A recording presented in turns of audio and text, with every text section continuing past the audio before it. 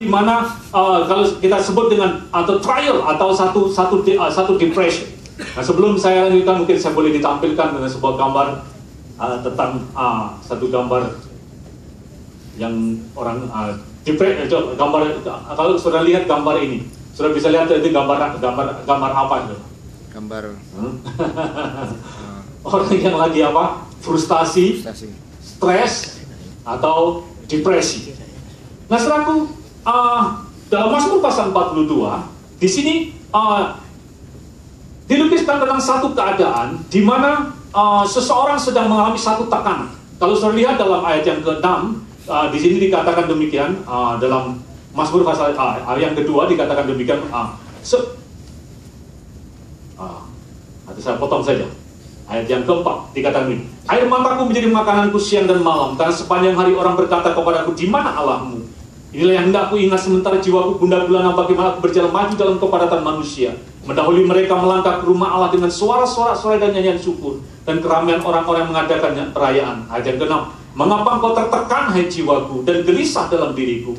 Berharaplah kepada Allah, sebab aku akan bersyukur lagi kepadanya, penolongku dan Allahku. Ayat yang ke-10,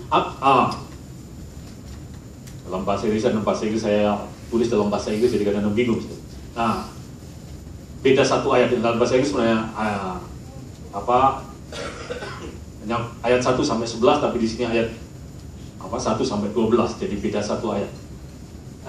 Kita lihat di dalam ayat yang ke 11 dikatakan, seperti tikaman maut ke dalam tulangku, lawanku mencela aku sambil berkata kepadaku sepanjang hari, di mana Allahmu? Nah, saya dalam Mazmur pasal 42, kalau kita lihat di sini ada satu keadaan di mana dilukiskan oleh Quran, satu keadaan yang tertekan atau satu keadaan yang terjepit, dan dikatakan di situ air mata itu menjadi kenangan siang dan malam. Nah, saudaraku, kalau kita berbicara tentang trial, saya pernah jelaskan pada saudara, trial itu adalah satu negatif environment atau satu lingkungan yang negatif, atau satu situasi yang tidak menyenangkan, atau satu keadaan yang tidak kita harapkan. Dan keadaan trial ini yang seringkali membuat kita tertekan. Jadi trial ini atau tekanan ini yang membuat kita depresi. Nah, saya sedikit menjelaskan tentang sebenarnya kenapa seseorang itu bisa mengalami satu depresi atau tertekan. Nah, penyebab utama daripada satu depresi itu disebabkan oleh yang saya sebut dengan kekecewaan atau disappointment. Mungkin boleh tampilkan gambarnya. Selalu kadang-kadang kita mengharapkan atau kita mengharapkan sesuatu, tapi yang kita alami tidak seperti yang kita harapkan. Bukan satunya, mungkin diagramnya yang satunya. Ya, jadi kita mengharapkan atau kita expect sesuatu, tapi yang kita alami itu seperti di jalur kuning. Karena itu kita mengalami yang namanya disebut disappointment. Jadi disappointment, kalau saya mengambil dari terjemahan dari Wikipedia, dijelaskan begini tentang disappointment. Boleh ditampilkan? Apa itu sebenarnya disappointment? Dikatakan the feeling of dissatisfaction that follow the failure or hope to manifest. Jadi satu perasaan yang kecewa karena nggak seperti yang kita harapkan. Itu perkataan kekecewaan. Nah, jadi kekecewaan itu adalah kita mengalami nggak seperti yang kita harapkan, atau nggak seperti yang kita impikan, atau kita mengalami satu masalah di luar dari apa yang kita pikirkan. Nah, ini yang membuat kita mengalami satu disappointment atau kekecewaan. Nah, ketika kekecewaan ini kita biarkan, maka itu akan menyebabkan yang saya sebut dengan discouragement. Mungkin boleh ditampilkan, boleh lihat yang satu diagram, satu lagi. Ya, jadi disappointment kalau dibiarkan itu akan menyebabkan discouragement. Nah, ini membuat kita menjadi lemes, membuat kita patah semangat, kita putus asa, dan akibatnya saudaraku kita mengalami yang disebut dengan depression. Jadi depression ini, kalau saya bisa menerjemahkan, saya lihat dari Amplified Bible, dia terjemahkan begini. Depression itu adalah the burden more than the ability. Jadi kita mengalami kita menanggung beban yang melebihi dari apa yang seharusnya kita bisa tanggung. Nah, saya akan menjelaskan pagi ini bagaimana kita bisa mengalami, kita bisa overcome depression ini. Nah, banyak orang yang berada dalam depresi ini. Saya percaya setiap kita pernah mengalami depresi. Berapa banyak saudara yang nggak pernah alami depresi? Saya pernah. Setiap kita pernah mengalami yang namanya depression. Kita under pressure. Kita mengalami satu keadaan yang tertekan. Saudaraku, satu keadaan yang dimana kita yang dilukiskan oleh Bani Korah dikatakan air mataku menjadi genangan siang hari maupun malam hari. Setiap hari orang berkata, di mana Allahmu? Nah, saudaraku, keadaan yang seperti ini yang banyak kita, setiap kita mengalaminya. Kita ada di bawah yang namanya depression ini. Nah, dalam Mazmur pasal 42 dikatakan ini, ketika dia mengalami satu keadaan depression, ketika dia tertekan jiwanya, dalam ayat yang kita lihat Mazmur pasal 42 dikatakan demikian. Ayat yang ke-6, mengapa engkau tertekan, hai jiwaku, dan gelisah dalam diriku? Berharaplah kepada Allah, sebab aku akan bersyukur lagi kepadanya, penolongku dan Allahku. Nah, suatu langkah apa ketika kita dalam keadaan tertekan, dalam keadaan depression, bagaimana kita bisa mengatasinya? Nah, saudaraku, Bani Korah dia menjelaskan begini, kenapa engkau tertekan, hai jiwaku? Berharaplah kepada Allah. Nah, saudaraku, kunci pertama untuk saudara bisa overcome depression kita, untuk kita bisa deal dengan depression ini, kunci yang pertama adalah saudara menaruh percaya saudara atau pengharapan saudara kepada Tuhan. Nah, dalam ayat yang ke-6 dikatakan berharaplah lagi kepada Allah. Nah, saudara, perkataan berharap dalam bahasa aslinya saya menemukan itu kata yakal. Yakal ini artinya to wait atau hope atau trust. Jadi hope atau to wait atau trust itu perkataan yakal. Jadi dikatakan di sini berharaplah kepada Allah. Taruhlah percayamu kepada Tuhan, trust kepada Tuhan. Nah, saudaraku, saya mau katakan kepada saudara, kunci pertama untuk saudara deal dengan depresi saudara. Kunci yang pertama adalah menaruh percaya kita kepada Tuhan.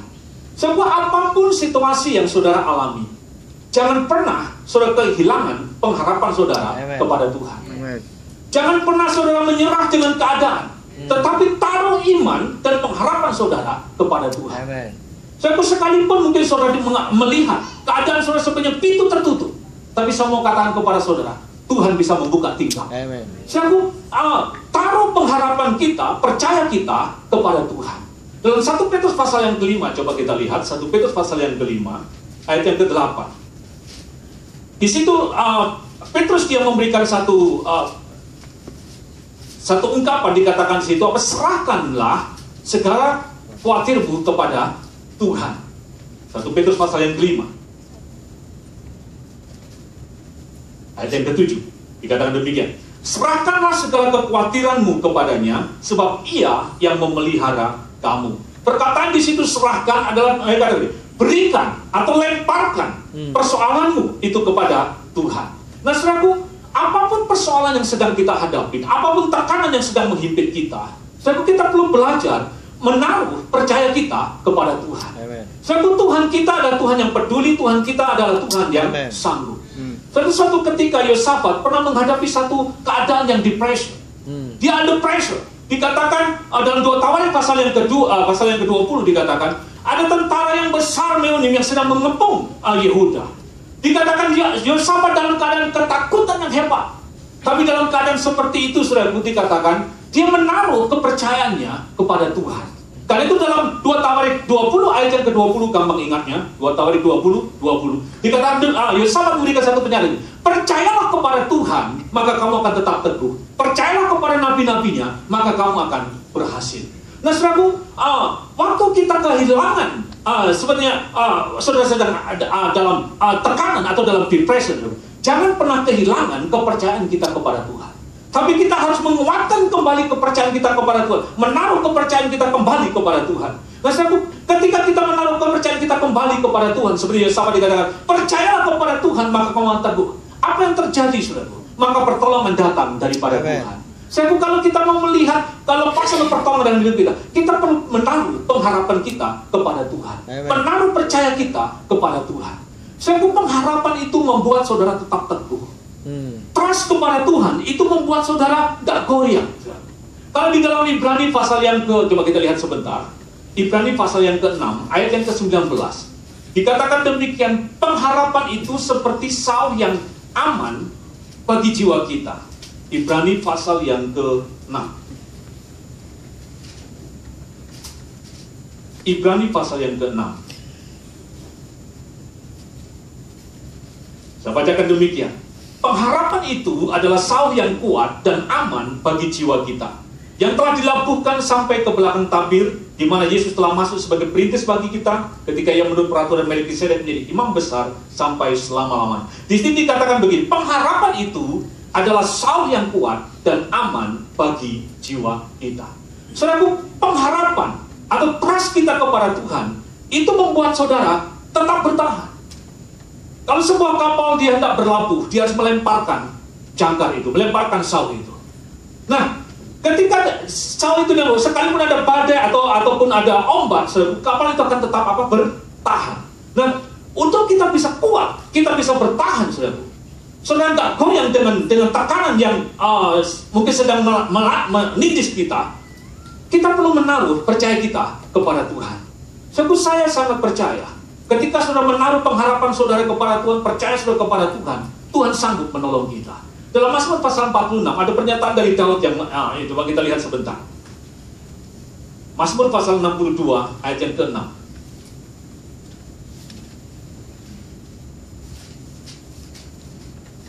Dikatakan Tuhan itu pengharapanku. Dia ada pertolonganku. Maka akan tetap tenang. Mazmur pasal 62.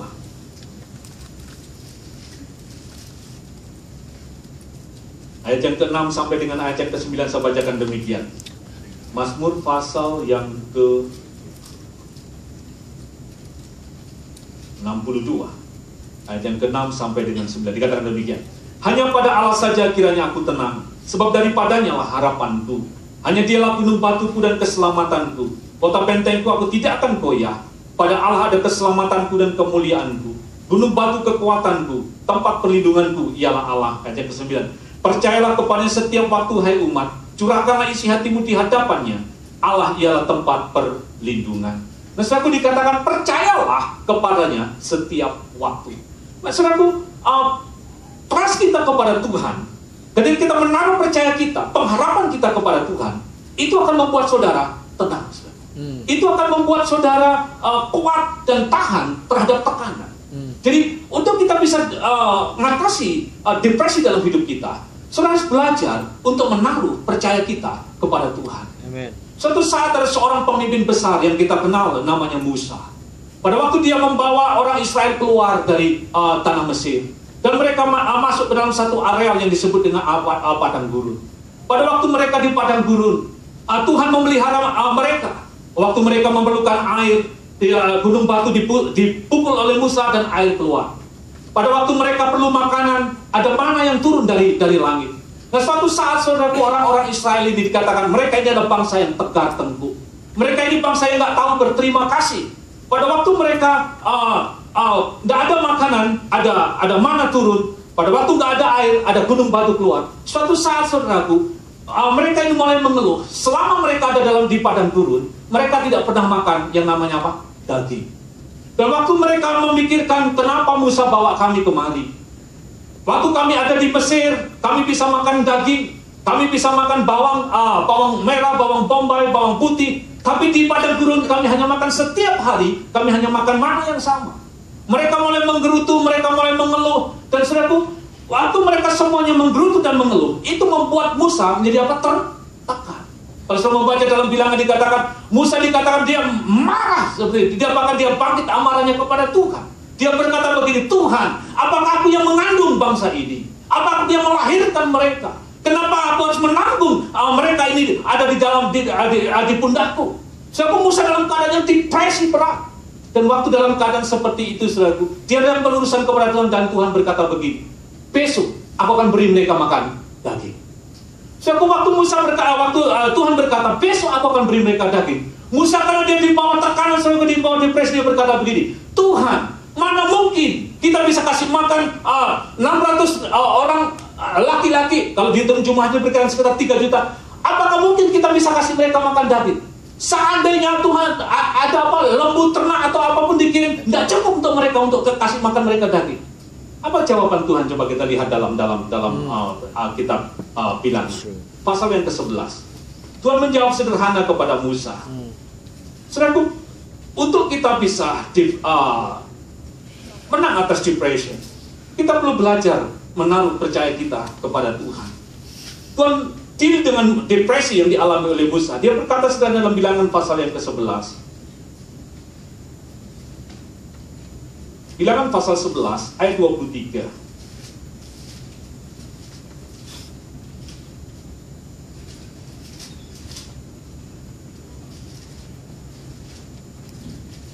Bilangan pasal 11 ayat 23 dikatakan demikian.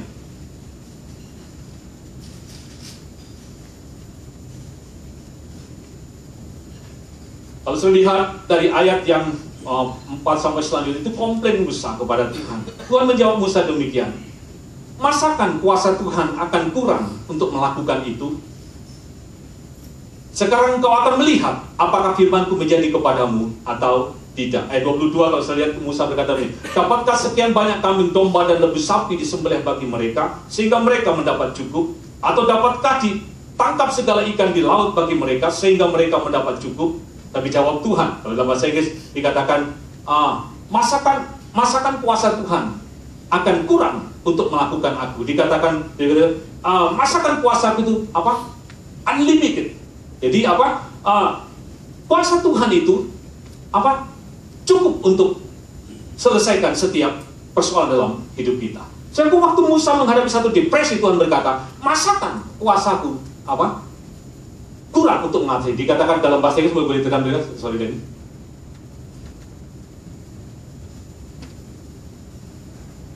And the Lord said unto Moses, is the Lord hand waxed short? Dalam terjemahan ini King James, kalau terjemahan yang lain dikatakan apa? Limit, unlimited. Nah, saudaraku, kuasa Tuhan itu sanggup untuk menolong kita ketika kita ada di dalam tekanan. Jadi, saudaraku, Tuhan itu sanggup. Dalam terjemahan Azari dikatakan kayak apa? Omnipotence atau unlimited power. Jadi karena itu kita perlu menaruh percaya kita kepada Tuhan. Saudaraku, yang pertama, taruh percaya kita kepada Tuhan. Ada seorang pemimpin Yahudi namanya Mordekai. Mordekai ini adalah pemimpin orang Yahudi. Waktu itu orang Yahudi ada di pembuangan di negeri Susan. Suatu saat, saudaraku, orang-orang Yahudi ini mengalami satu tekanan atau depresi yang hebat. Ketika ada satu undang-undang yang dikeluarkan, yang dibawa oleh Haman dengan ditandatangani oleh raja, yang mengatakan bahwa seluruh orang Yahudi di negeri Susan itu pada tanggal sekian itu akan dihukum mati. Semua orang Yahudi semua ada di bawah pressure. Mereka mengalami satu tekanan yang hebat. Tapi seorang pemimpin Yahudi yang bernama Mordekai ini, dia menaruh pengharapannya kepada Tuhan. Waktu semua orang ada dalam under pressure. Tapi apa yang dia lakukan oleh Mordekai ini? Dia datang kepada seseorang namanya Esther. Waktu itu Esther adalah sebagai permaisuri daripada raja di negeri Susan. Dan waktu dia datang kepada Esther, Esther sebenarnya waktu dia bilang, nggak mungkin kita bisa membatalkan undang-undang yang dibuat oleh raja. Dan waktu itu Esther enggan untuk datang kepada raja. Tapi apa jawaban daripada Mordekai? Coba kita lihat saudara, seorang yang menaruh percayanya kepada Tuhan. Dia memiliki pengharapan dalam Esther pasal yang keempat, ayat yang ke-14. Jawaban daripada Mordekai, kita bisa belajar daripadanya. Dia berkata demikian.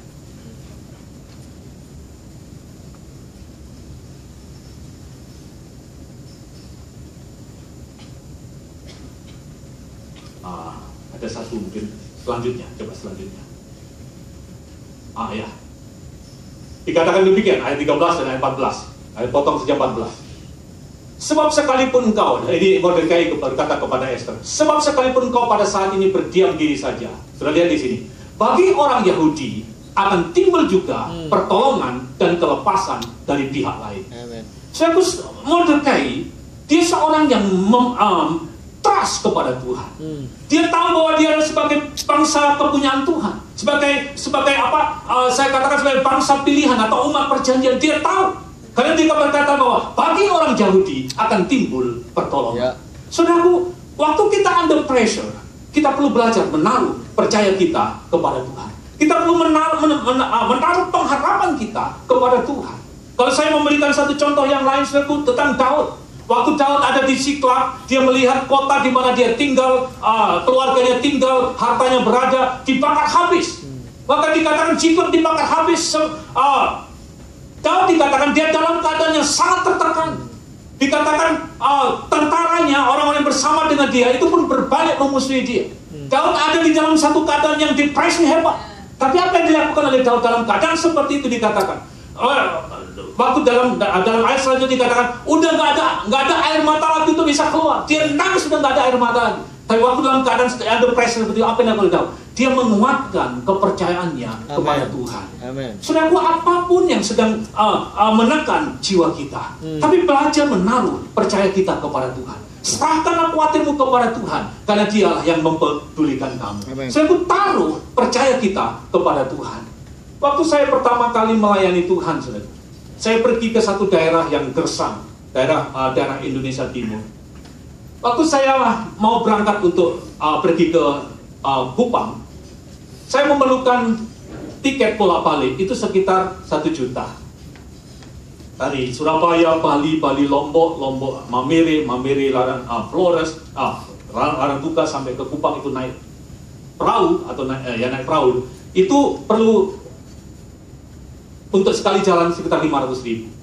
Waktu saya berdoa minta 1 juta untuk bolak balik, saya hanya dapat 500.000. Dan saya bertanya sama Tuhan waktu ini di diskusi saya sama Tuhan, Tuhan kenapa saya cuma dapat 500.000? Kan saya minta 1 juta untuk pulang bolak balik. Tapi Tuhan ngomong sama saya dalam roh saya, dia bilang, kalau kamu pergi jangan pernah pikirkan kembali. Saya belajar untuk taat. Dengan 500.000 saya berangkat ke Pulau Kupang, saya beritakan Injil di sana. Waktu sampai di Kupang saya nggak ada uang lagi. Saya masuk ke satu gereja, waktu itu masih namanya Bapak Detan. Saya masuk di sana, diterima, dikasih makan, melayani di sana. Saya khotbah, saya ada kumpul, ada persembahan. Terus kemudian dengan persembahan itu, Tuhan berbicara sama saya begini, kamu pergi ke Timur Timur. Saya pergi ke Timur Timur, saya hitung persembahan itu cukup untuk naik bus sampai ke Timur Timur. Saya naik bus sampai ke Timur Timur. Sampai di Timur Timur, tidak ada sisa uang sama sekali.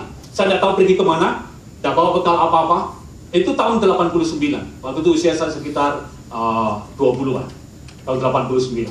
Saya nggak ada uang sama sekali, mau makan apa besok nggak tahu. Saya mau pergi ke siapa saya juga nggak tahu. Saya tinggal di mana saya juga nggak tahu. Saya ditanya oleh sopir kayak bus kecil begitu. Dia tanya, Bapak mau turun di mana? Saya blank, mau turun di mana saya blank. Pokoknya nanti saya turunkan saja. Terus kemudian saya muncul, ada nggak gereja di Timur ini? Ada Pak, gereja di pinggir jalan sana ada. Akhirnya diturunkan di sebuah gereja, di gereja Pantai Kosta di Indonesia.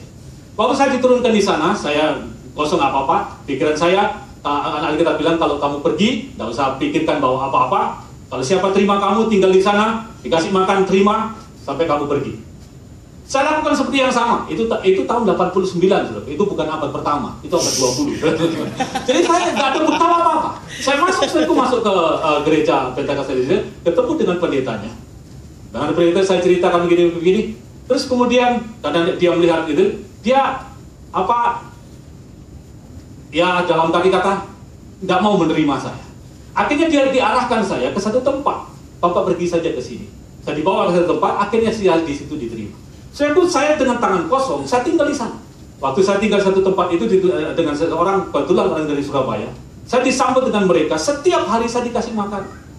Tiap hari kasih makan, saya pelayanan, kita 2-3 bulan. Sudah tahu, saya belajar menaruh percaya saya kepada Tuhan. Dan sampai 3 bulan berikutnya, saya mau pulang, saya nggak ada uang, tapi tiket sudah tersedia. Naik pesawat pulang ke Surabaya. Pertama kali sejarah dalam hidup saya naik pesawat tahun 89.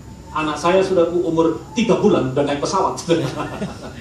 Saudaraku, saya belajar menaruh percaya saya kepada Tuhan. Saudaraku, untuk waktu sudah dalam satu keadaan tertekan, dalam keadaan depresi, taruh percaya kita kepada Tuhan.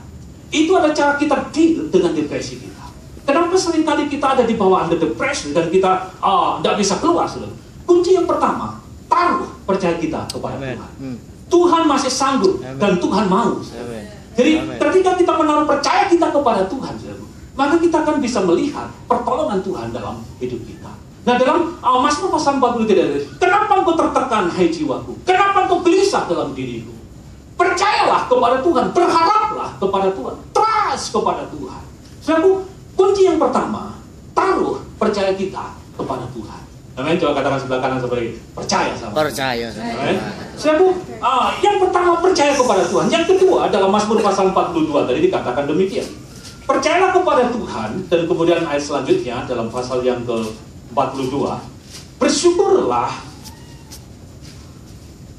kepada Tuhan, ayat yang ke-6.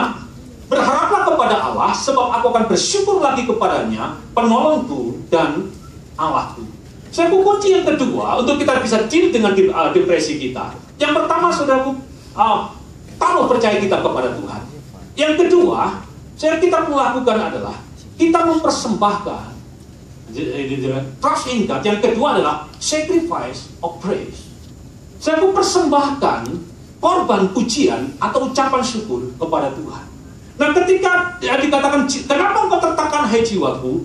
Berharaplah kepada Tuhan, percayalah kepada Tuhan, dan kemudian bersyukurlah kepada Tuhan.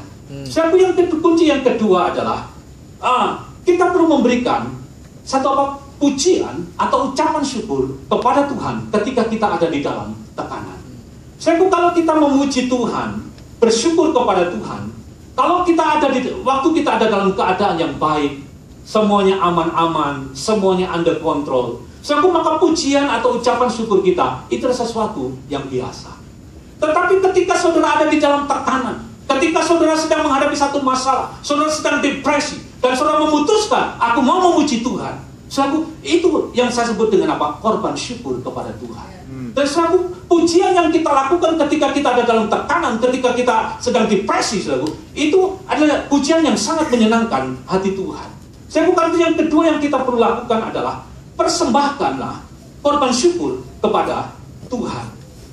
Korban pujian ini akan menolong kita untuk kita lepas dari tekanan yang sedang menekan hidup kita. Ada beberapa hal yang ingin saya sampaikan kepada saudara. Dampak daripada ketika kita mengucap syukur. Waktu saudara mengucap syukur ketika saudara ada dalam tekanan, yang pertama saudara bisa melihat adalah ketika saudara bisa mengucap syukur waktu saudara ada dalam tekanan, saudara bisa menolak semua pengaruh negatif dalam pikiran kita. Waktu saudara mengucap syukur, saudara putuskan untuk mengucap syukur waktu saudara sedang dalam tekanan atau saudara sedang dalam masalah, saudara, akibatnya adalah saudara bisa menolak semua pengaruh negatif yang ada dalam pikiran kita.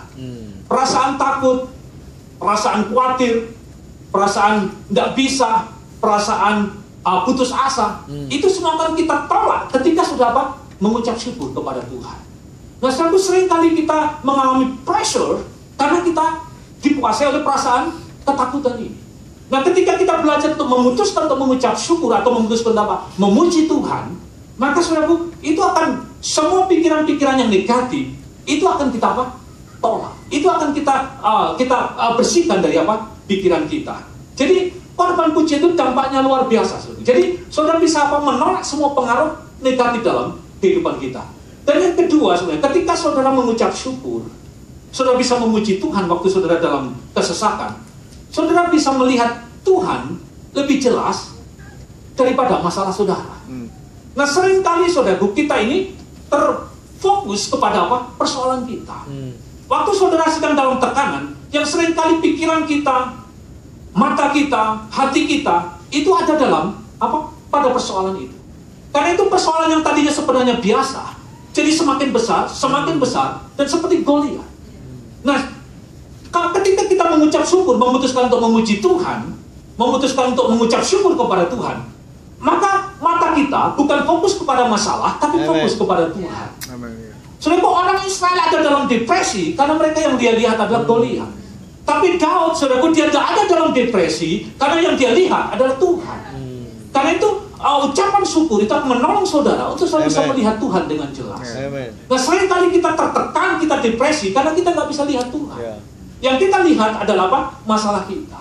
Jadi mengucap syukur itu akan menolong saudara untuk melihat apa? Tuhan yang besar, bukan melihat masalah saudara.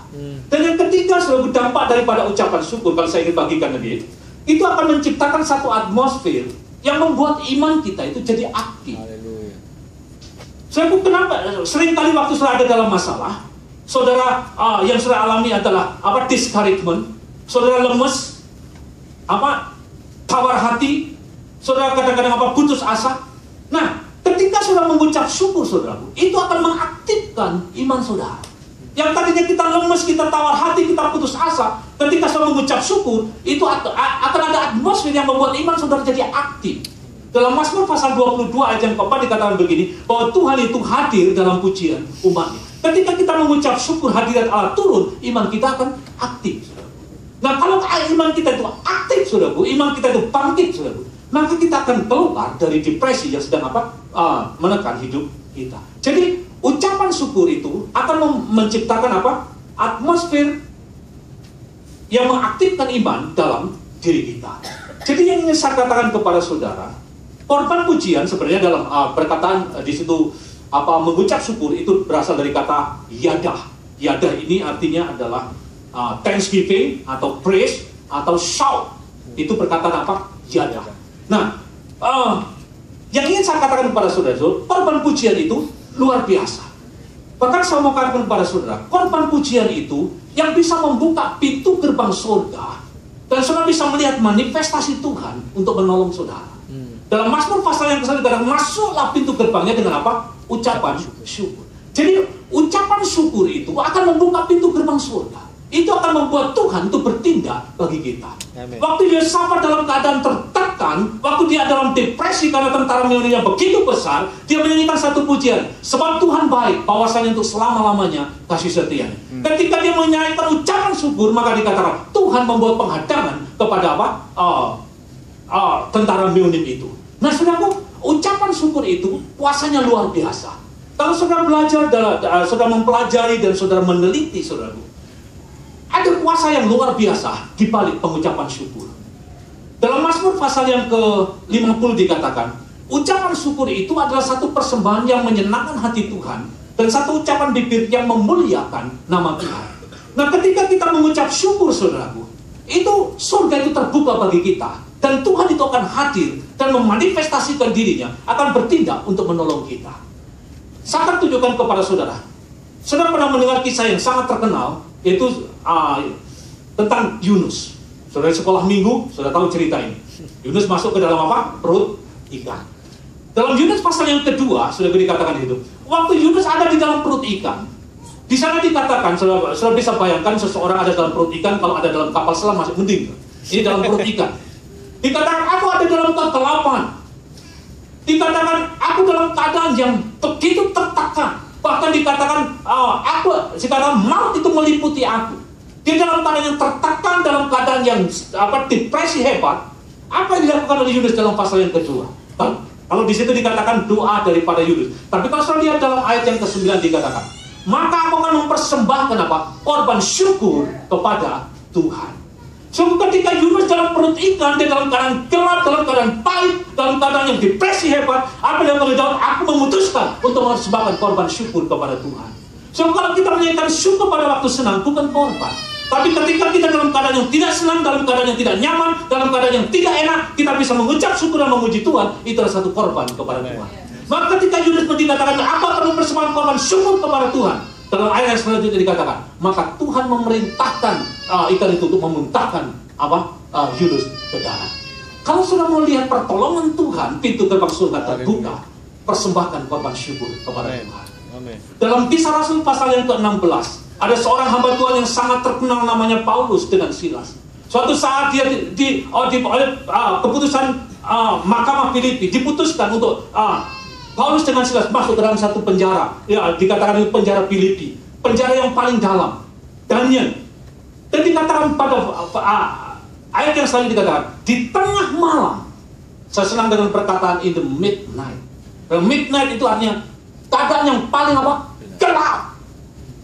Saudaraku, Paulus dengan Silas, dia dibelenggu, dia habis sesah, dipukulin dengan tubuh yang berdarah, dia dipenjara, dan dia dibelenggu dan dimasukkan ke dalam penjara yang paling gelap. Itu untuk tawanan yang paling jahat waktu itu. Apa yang dilakukan oleh Paulus dan Silas? Di tengah malam dikatakan, maka mereka menaikkan pujian kepada Tuhan.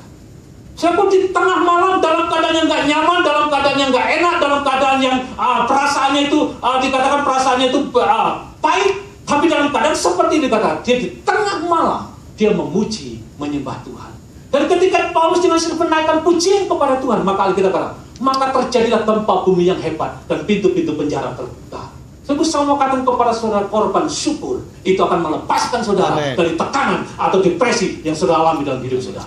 Saudaraku, pertama, saudaraku, trust kepada Tuhan. Yang kedua, sacrifice of praise. Saudaraku, persembahkan korban pujian atau korban syukur kepada Tuhan. Yang ketiga, yang terakhir, saudaraku, yang ketiga, untuk kita bisa adil dengan depresi kita, yang ketiga, itu adalah berdoa untuk jalan keluar, atau pray for solution. Trust in God, sacrifice of praise. Yang ketiga adalah pray for solution.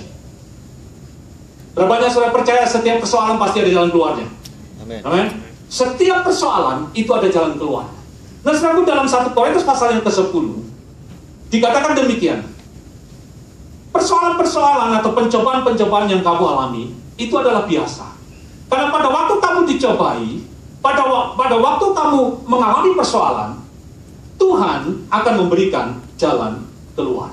Nah, yang ingin saya katakan kepada saudara, saudaraku, Tuhan bersedia dan Tuhan siap untuk memberikan jalan keluar kepada kita pada setiap persoalan yang kita alami.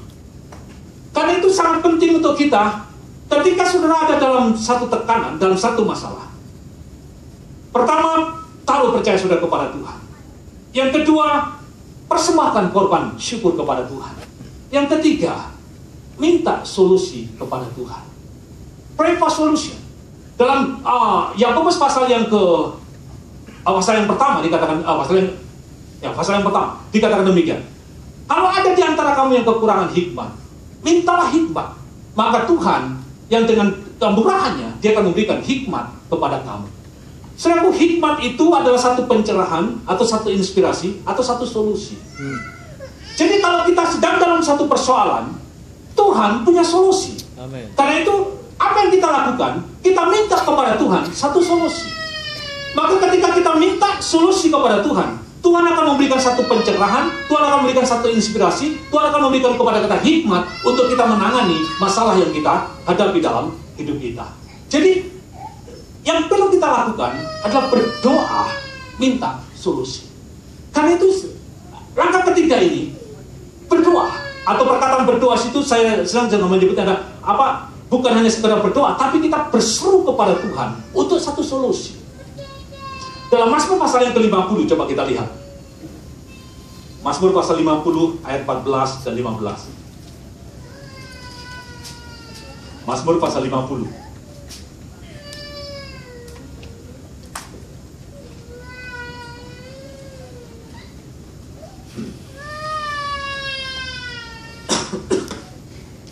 Ayat yang ke-14 dan ayat 15 dikatakan demikian. Persembahkanlah syukur sebagai korban kepada Allah, dan bayarlah nasarmu kepada Yang Maha Tinggi. Ayat yang 15. Berserulah kepadaku pada waktu kesesakan, aku akan meluputkan engkau, dan engkau akan memuliakan aku. Sampai yang kedua tadi saya katakan persembahkan syukur. Yang ketiga adalah pray for solution. Yang dua di sini yang saya maksud itu adalah satu, kita berseru kepada Tuhan untuk satu kelepasan. Perkataan berseru dalam bahasa aslinya saya melihat di situ adalah kata kara. Kara ini artinya to call out atau cry unto atau proclaim. Jadi kita berseru kepada Tuhan. Berseru kepada Tuhan di sini adalah kita call out atau menjerit. Jadi saudara jadi kalau saudara dalam depresi, saudara nggak bisa berdoa begini, Tuhan tolong saya. Tapi kalau kita dalam tekanan, saya pernah dalam keadaan depresi, itu saya nggak bisa ngomong apanya, Tuhan, hanya saya Tuhan. ngomong apa-apa lagi. So, itu kalau seseorang ada dalam depresi, nah ini perkataan apa? Berseru. Nah saudaraku, berseru di sini yang sebenarnya kita berdoa dengan apa? Segenap hati. Dan saudara tahu ketika kita berseru kepada Tuhan, saudara, kita berdoa untuk solusi, saudara. Yang saudara lihat itu adalah pertolongan. Kalau saudara membaca dalam Mazmur, nanti saudara di rumah saya sebagai satu PR, Mazmur pasal 107. Saudara, di situ ada model-model orang yang sedang dalam masalah. Dalam Mazmur 107 ayat yang ke-10 sampai dengan ayat 16. Di sini dikatakan begini, ada orang sedang dalam kebingungan. Mereka sedang ada dalam satu persoalan. Mereka ada di dalam keadaan yang gelap. Maka berserulah mereka kepada Tuhan. Dan Tuhan melepaskan mereka.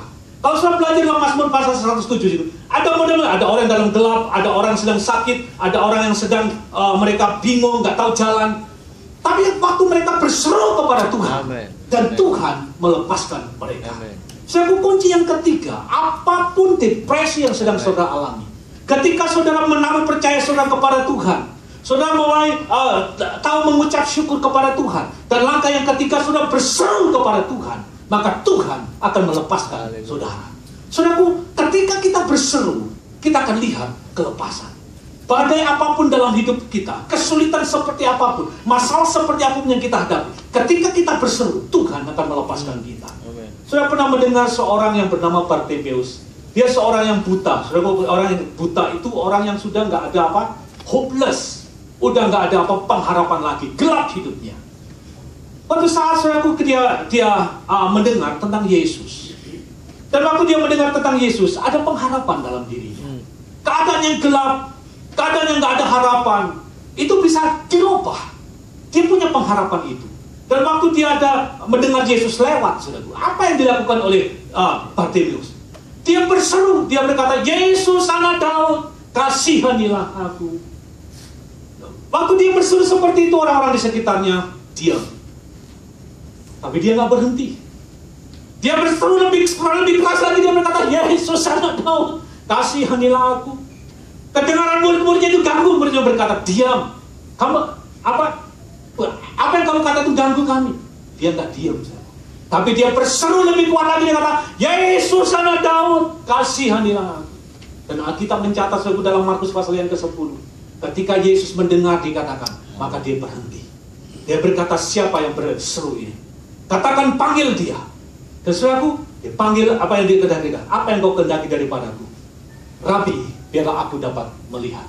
Saudaraku, dan Alkitab menulis, Bartimeus melihat.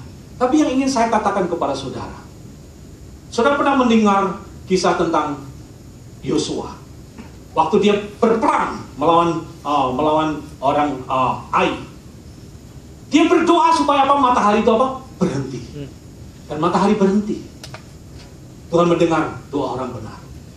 Tapi yang saya mau katakan kepada saudara, apa yang dilakukan oleh Bartimeus jauh lebih hebat daripada Yosua. Kalau Yosua bisa menghentikan matahari, tapi Bartimeus dia bisa menghentikan pencipta daripada matahari. Saudara, apapun masalah yang saudara hadapi, berserulah kepada Tuhan, maka dia akan melepaskan saudara.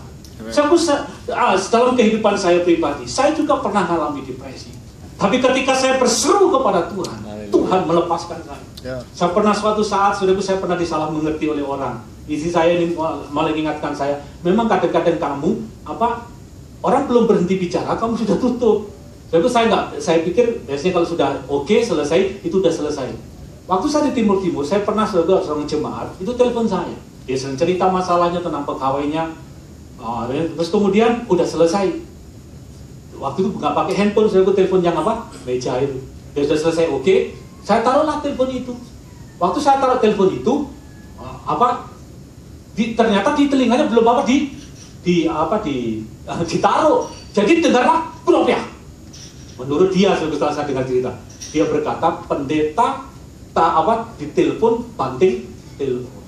Marah karena dia sedang dalam tekanan, saudara, itu menghadapi masalah pegawainya yang nyuri di tempat kerjanya nih. Dia marah hebat, dan karena orang ini memang orang ini sangat sayang dengan saya. Sebelumnya itu sangat sayang dengan saya, tapi dia memang banyak luka. Orang luka itu emosinya itu Kadang begini, tapi kadang-kadang begitu.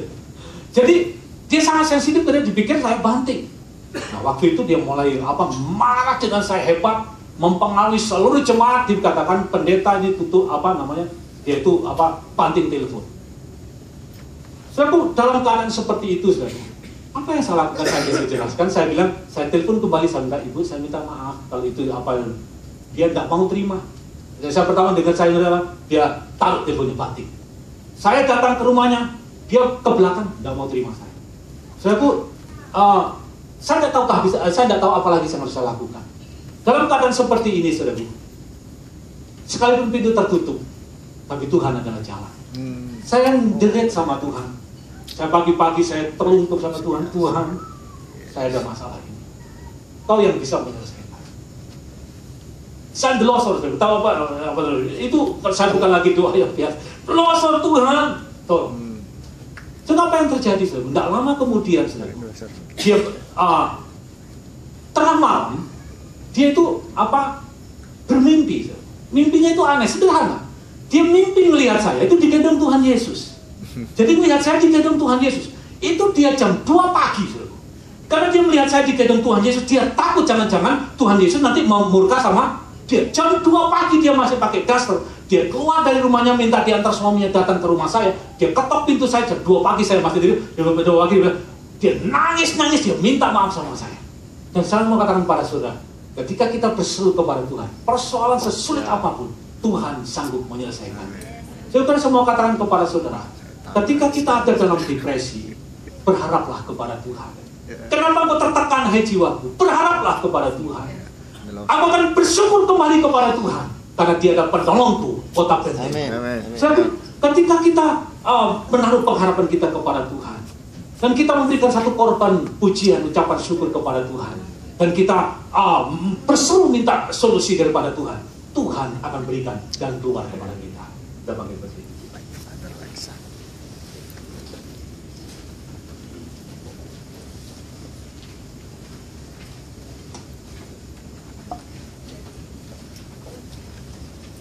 Kita nyanyikan lagu ini sebab kasih setiamu lebih daripada ini. Tentu mungkin saudara sedang ada dalam keadaan yang mungkin saudara sedang tertekan. Mari kita nyanyikan korban syukur kita kepada Tuhan.